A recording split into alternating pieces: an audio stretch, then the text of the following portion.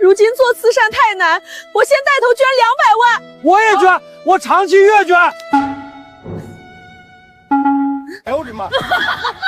韩红基金会最大的谜不是韩红，而是他。朋友们好啊！最近韩红基金会的争议闹得沸沸扬扬。最开始大家的注意力还在韩红为冯小刚新片站台的那句走个面上，可顺着舆论往下扒，所有人的目光都落到了一个之前鲜为人知的名字上——王增娟。很多人都懵了，韩红牵头的基金会怎么核心争议人物反倒不是韩红？这个人到底是谁？为什么说他才是基金会里手握实权的关键角色？今天咱们就把这件事掰开揉碎了说，不预设立场，也不回避疑点，好好聊聊这场争议背后真正的核心问题。先给大家理清楚最表层的人物关系。很多人以为韩红是基金会的一把手，大小事全由他说了算，其实根本不是这么回事。北京韩红爱心慈善基金会2012年由韩红发起成立，是官方认证的5A 级公募基金会，到现在累计捐赠总额已经超过10亿。在这套体系里，韩红的身份是发起人、理事，他不担任法人，也不拿1分钱工资，主要负责对外传递公益理念，重大灾害时带队冲在一线，相当于基金会的门面和精神旗帜。而王增娟呢，是基金会的法定代表人、理事长，2024年初正式走马上任。在这之前，他当了多年秘书长，深耕医疗公益项目多年。说白了，韩红负责打名气冲前线，王增娟负责管内务掌实权，基金会的日常运营、大额物资采购、项目落地、财务审批这些核心事务全在他的管控范围之内。从公开的审计报告里也能看到，王增娟作为理事长年报酬约61.4万，秘书长也在60万上下，而韩红本人的报酬一栏是0。本来一个台前一个幕后，分工挺明确，怎么王增娟突然就成了争议的风暴眼？核心就卡在一个极其敏感的矛盾上，身份重叠。咱们都知道，韩红基金会的核心公益项目基本都围绕医疗展开，给基层乡镇捐救护车、建急救室、配送诊疗设备和医疗耗材，每年要花大量善款采购各类医疗器械。而网上传出的信息显示，王增娟个人名下关联着多家医疗器械商贸公司，主营的恰恰就是救护车、诊疗器械这些品类，和基金会的采购范围高度重合。这就好比什么呢？学校负责采购校服的主任自己开了家服装厂，小区管物业采购的经理自己开了家五金店。哪怕你拍胸脯说1分钱回扣都没拿，光是这个身份摆在这里，就天然让人心里打鼓。说到这儿，必须先客观说一句，到目前为止，没有实打实的铁证能证明基金会直接向王增娟名下的企业采购存在利益输送。历年的第三方审计报告给出的都是无保留合规意见，基金会前不久也发了长达6页的声明，明确否认关联交易、黑箱操作这些说法，称相关内容完全事实，还要依法追究造谣者责任。单从法律层面看，现在没有实锤能锤死违规，但没有实锤不代表没有问题，更不代表公众的质疑是无理取闹。咱们往深了扒，这里面的疑点和矛盾恰恰戳中了公益行业最核心的命门。第一个矛盾就是法律底线和行业常理的巨大落差。法律上确实没禁止公益机构的高管自己开公司，单纯一边当基金会理事长一边开医疗器械公司，这个行为本身不违法。可放在公益行业里，这几乎是最该避讳的红线。正规的5A 级基金会手握采购大权的高管，要么主动注销掉同类业务的盈利公司，要么彻底回避相关采购的所有决策，从根源上掐断所有猜忌的可能。偏偏把这种高度冲突的身份捏在同一个人身上，说难听点，就算你真的两袖清风，也是主动把自己放在了瓜田李下，怨不得别人多想。第二个矛盾是信息披露的严重不足。慈善法写的明明白白，基金会管理人员如果有同类经营的企业，必须主动公示关联关系，采购时要全程回避，交易明细也要完整公开。可直到现在，基金会既没专门公示过王增娟名下的企业清单，也没把大额救护车、医疗设备采购的招投标名单、比价过程完完整整亮出来。再加上之前被质疑采购1-2万的苹果电脑算不算浪费善款，还有网友反映4年前的捐款在官网查不到记录，这些小事堆在一起，信任度自然一点点往下掉。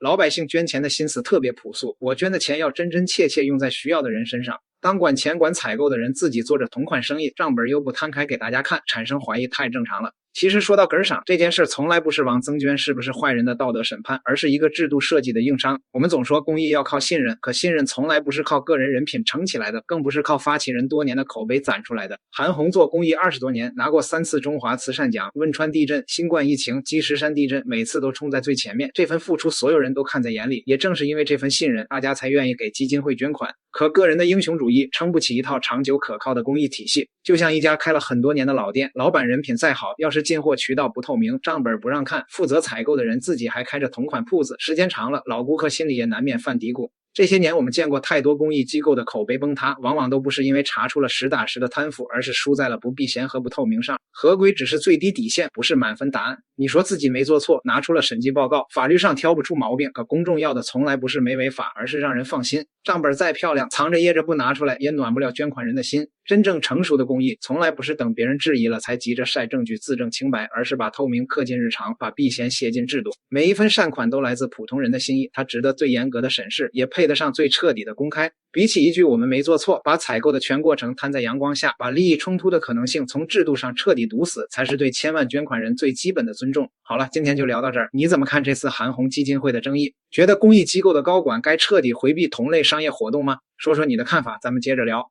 法人不是韩红，账上趴5亿，高管年薪60万，你到底捐给了谁？101万月捐人，这不是哪个互联网平台的用户数，这是韩红爱心慈善基金会2025年年报里白纸黑字写着的数字。再一翻这些月捐人的画像，80、90后为主，每个月自动扣19块到500块不等，19块一杯奶茶钱，299块少吃2顿外卖。他们未必富裕，但现韩红，信他20年跑灾区，带队义诊那股子劲儿，进这块金字招牌不会坑人。结果2025年年报一出来，101万人的新人撞上了一堵墙，全年总收入7.83亿，总支出2.92亿，剩下4.91亿趴在账上。我捐的钱为什么没花出去？这是月捐人最本能的反应。基金会给了回应，6个亿属于限定性资产，捐赠人指定了用途的钱不能乱动，剩下的要留作应急储备，万一来个地震洪水得立刻调款。还有乡村卫生院建设这种跨年项目，本来就不是1年能花完的，法理上这些说法站得住。慈善法没要求钱必须当年全花光，行业里大型公募留3到5成，结余也是常规操作，但合规不等于合理，更不等于公众能接受。你想啊，一个月捐人每月看着19块从工资卡划走，他默认的逻辑是这钱下个月就该变成某个山区孩子的退烧药，某个乡镇卫生院的血压计。结果年报告诉他，你的钱还在银行里吃理财收益，全年理财金额7.96亿，收益602.5万，收益率不到1%，连余额宝都跑不赢。捐钱的人省吃俭用，收钱的人在买保本理财，这画面本身就透着一股荒诞。第二根字是高管的工资，年报披露，理事长王增娟年薪61.39万，秘书长李健年薪62.48万，86名在岗员工全年工资总额1285万。有人翻出公益行业数据对比，国内普通基金会秘书长年薪中位数只有9.11万，韩红基金会的高管高出近7倍。基金会的说法是5A 级大型公募，年募资近8亿，要统筹全国义诊、跨区救灾、物资采购、财务风控全链条，管理层拿市场化薪资才能留住人，管理费用占总支出的2.86%，远低于慈善法10的上限，挑不出法规上的毛病，但卡在同一个地方，合规不等于大众买账。给韩红基金会捐钱的人多少带点跟着韩红做好事的情怀滤镜，大家默认的画面是一群志同道合的人，拿低工资干苦活，把钱全花在刀刃上。结果年报告诉你，基金会实际上是一家年流水近8亿的专业机构，86个拿市场价工资的全职员工，高管年终奖够普通月捐人捐上好几年，情怀撞上现实，碎了一地。第3根刺藏得更深，法人不是韩红，基金会注册资本200万，韩红作为发起人出了这200万，但登记法人不是他。基金会的回应也很专业。2016年慈善法实施后，大型公募普遍采用专职法人制，实现权责分离。韩红是发起人理事，重大事项有1票否决权，日常运营交给专职团队，制度上完全合规，但情感上出了大问题。101万月捐人，捐的不是北京韩红爱心慈善基金会这11个字，他们捐的是韩红这2个字，信的是一张脸一个人20年攒下来的口碑。当他们发现法人不是韩红，账目不是韩红亲自管，钱怎么花的韩红不一定经手，那种被外包的感觉比任何数字都更戳人。说到底，这场风波的起点就一句话：6月17日，冯小刚新片首映礼，韩红上台喊了句北京2000多万兄弟姐妹受累走个面。他是电影配乐制作人，跟冯小刚20多年老交情，搁圈内饭局上这话没毛病，可切片发到网上，味道全变了。月捐人先炸了，我每个月给你捐钱是救急的，不是给你去娱乐圈凑人情的。6月18到23日，月捐取消率飙了2.8倍，有连续捐了2180天的老粉默默关掉了自动续费，官媒跟着下了场。极目新闻说靠人情逼迫观众进影院的时代早过去了。四川日报补刀，与其喊走个面，不如先把里子做好。争议从一句客套话一路烧到基金会年报，最后烧成了一地鸡毛。韩红6月30日发了道歉信，人已经在内蒙古带队做100人员蒙义诊，基金会也逐一回应了资金留存高管薪酬理财收益的质疑。法理上挑不出问题，审计上也干干净净，可信任这东西从来不是靠合规文件就能修回来的，这才是整件事里最残酷的地方。你可能什么错都没犯，但大家就是不信了。20年攒下的公益口碑崩起来，只需要一句走个面和一份让人看不懂的年报。问题从来不在法律，在认知。基金会和公众之间那堵墙，叫你以为的公益和实际的公益根本没活在一个世界里。哎呀，筹款越来越难了，就连我们过2天要去甘肃藏区的钱还没筹到，200万，现在没有人愿意捐钱。你为什么不可以找大亨呢？你退伍之后，华路百大公司邀请你去做董事长 CEO。 对，看到媒体报道说是，其实最大程度是看中你的人脉，你还是他们的股东是大股东，占51%的股东，你不去打理这个公司，我管不了，我不想做我不擅长的事儿。当初我高估了我自己，我以为我行，当我回头来一开始创作的时候，我趴在钢琴上那个自在啊，我才会觉得我真的只能干这个。Hello，前2天呢，我们嫣然天使儿童医院在香港做了一个募款活动，然后募了400多万，可以帮助400多个孩子。但是居然还有人说你们现在太寒酸了，募的太少了。但是神奇的事情发生了，你知道吗？今天早晨我刚刚接到电话，因为我们今天要去河南平顶山做手术患儿的筛查，我接到电话说这次的报名特别的踊跃，有400多个孩子，明天后天在等着我们医疗队去做术前筛查。400个，巧了，你说这是谁安排的吗？真的有时候你不信都老天自有安排，所以我们守住一颗初心，做好我们自己该做的事情，其实就可以了，对吧？多少算是多呢？多少又算是少呢？其实我们儿童医院每年在各地都会去做这种寻找患儿的义诊和回访的活动，但这一次那真是承蒙我们河南平顶山的老乡的大力支持，这个帮我们召集了400多个孩子。我这个惭愧3个不会这个河南话，正式解释一句大家说你到底是老家是哪人？一会儿我父亲河南平顶山，我母亲安徽金寨，我自己出生在乌鲁木齐，现在生活在北京大概这么一个，所以我这次真的是回自己的老家，所以非常感谢吧，真的现在更多心中没什么所求，多了少了都不求，现在心里每天就是满满的感恩，所以我每天很开心这次因为聚集的孩子特别多，我们也召集起了我们的志愿者医疗团队，四川华西口腔医院的石斌教授还有这个武汉口腔医院的傅玉川教授还有这个北京医科大学的傅红平教授还有这个西安交通大学口腔医院的任占平教授还有这个武汉口腔的李健主任还有这个北京首都医科大学北京儿童医院的刘伟、李艳梅，当然还有我们儿童医院的陈协丽、吴云欣，还有刘冰等等，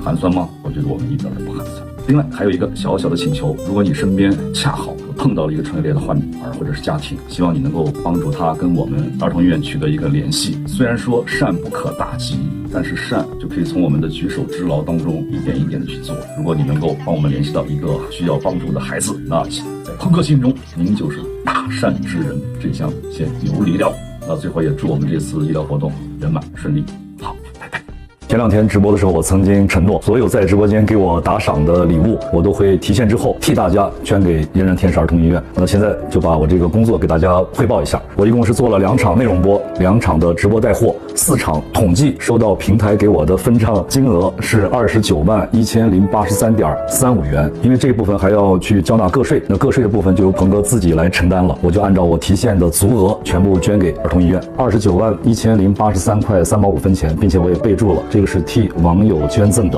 那么也借这个机会，还有2件事情要跟大家这个报告一下。一是很多这个新闻媒体，还有洽谈合作的，还有这个我们的自媒体的很多作者大家的爱心人士来到医院，我们既欢迎，但是呢也确实给医院的正常的工作环境带来了一定的影响。所以我们从即日起就先暂时谢绝大家的到访和参观能够让医院回到一个正常的工作状态当中去。大家可以通过儿童医院的线上官方渠道来沟通，取得联系，我们做有序的安排。第2点呢，就是我也关注到最近很多自媒体的发酵，把这个关注的点都放在了我个人的身上。就此我想说2句。嫣然的故事，它绝不是我，也不是一个人的故事。嫣然的故事应该是我们近100位的医护工作人员，数百位的志愿者医护工作人员，然后我们数万名的捐赠人，还有数万名的唇腭裂家庭，是由他们共同来构成的。现在把给嫣然的整体的荣誉过多的聚焦到了我个人身上，这个真的会让亚鹏心里不安和愧疚的。我也跟大家分享一下，在我心目当中，谁是那个最可爱的人，就是那些唇腭裂的患者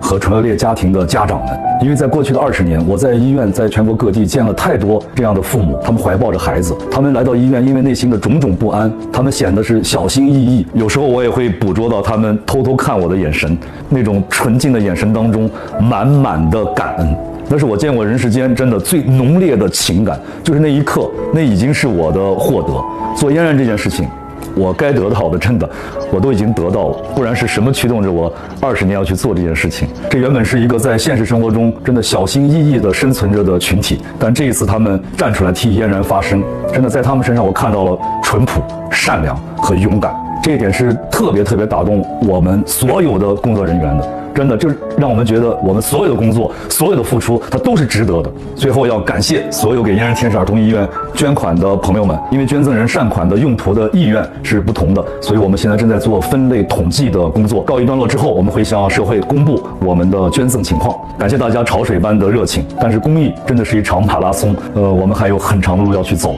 希望大家能够以一个安静、平定的心态来看待我们嫣然这件事情。希望得到大家持续、长久的关注和支持，让我们一起把爱传出去。Let's love。韩红、韩姐、韩老师，拿我的钱。1080虽然说不多，但是是我向你韩红基金会月捐了11个月捐出来的，也不接待哦。我听说你们韩红基金会只捐机构不捐个人，捐机构捐的啥子医疗器械，而你基金会的和某个合伙人还是某医疗器械公司的负债人。我还听说你基金会的某个高管，2个高管年薪60多万，开玩笑。我们老百姓省吃俭用，一年从牙缝缝头挤出来1000多块就拿给你们这个的政府，你各自看哈啊！我们这些普通老百姓些，北极太阳落西山，以上全部打洗完，1年才存几个钱。反正呢，我的心肝是有点古怪的吼。今天我就要喊你花钱哦。